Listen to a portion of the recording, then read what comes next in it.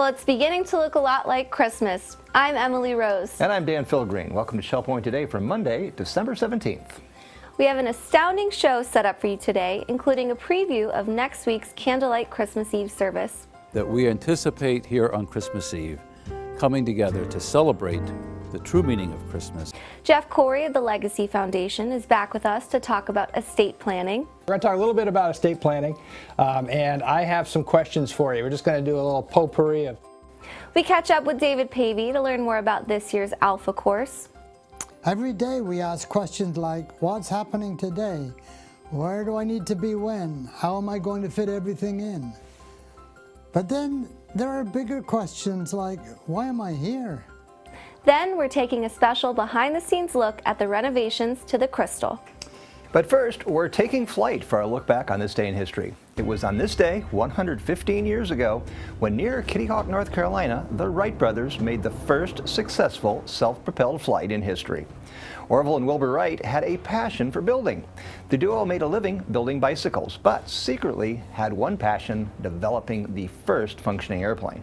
After researching other engineers' efforts, the brothers spent 3 years developing and testing their gliders. Eventually, they installed a self-designed and built 12-horsepower engine to complete their project. On a cold December morning, Orville manned the vessel and was able to keep their plane aloft for 12 seconds, traveling 120 feet. Then they spent the next 2 years quietly perfecting their prototype, and by 1908, they put 2 of their new airplanes on display in France. The 2 would end up selling their planes to the U.S. Army's Signal Corps.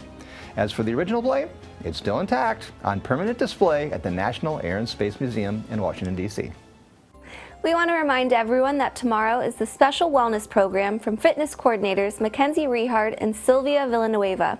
At 11:15 in the Social Center, learn about corrective exercise for everyday living. This program aims to improve your posture and movement patterns that impact proper body alignment. You will learn how to create easy new exercise habits that will improve the activities of daily life. Those who attend will leave with more confidence in implementing a workout to their active lifestyle. So make your way to the Social Center and take part in corrective exercise. It's not too late to make your dining plans for Christmas Day. We wanted to let everyone know that The Blend, the Breezeway Cafe, and Banyan Grill will be closed on Christmas Day. For a complete listing of all Shell Point holiday dining options, head to shellpoint.net.